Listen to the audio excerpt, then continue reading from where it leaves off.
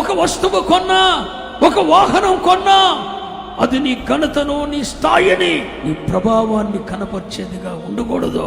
ఏదైనా గనక అలా ఉందా, ఏమొస్తుంది? దాని మీద తీర్పు వస్తుంది. దయచేసి చెప్తున్నాను, నీకున్న వాహనము దాన్ని బట్టి ఎన్నడూ నీ హృదయంలో నీ స్థాయి కనపరచబడకూడదు. నువ్వు ధరించిన వస్త్రం, నీ వాహనం, నీ కట్టడం, నీ ఇల్లు, నీ ఎడ్యుకేషన్, నీ పిల్లల జీవితాలు, నేను కాబట్టి నా పిల్లల్ని స్థాయికి తెచ్చా, ఇంత గొప్ప చదువు చదివించా అన్న ఫీలింగ్ వచ్చిందా, దేవుడు తీర్పు తీర్చినట్లే ఆ గడియలోనే తీర్పు తీర్చేశాడు.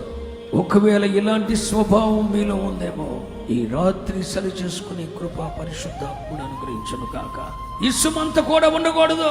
నేను కట్టించినది, నేను చదివించాను, నేను గొప్ప చేశాను, నా వలనైనది, ఇది నా స్థాయి, ఇది నా ఘనత, ఇది నా రేంజ్, ఈ ఆలోచన పైకి అనపోయినా అంతరంగాల్లో ఉందా?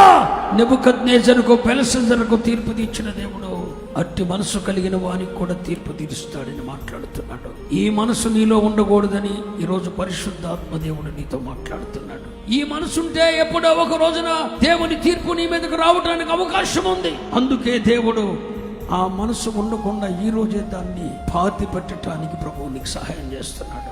ఒకవేళ ఉందేమో ఈ రోజు దేవుడు తీసివేయమో.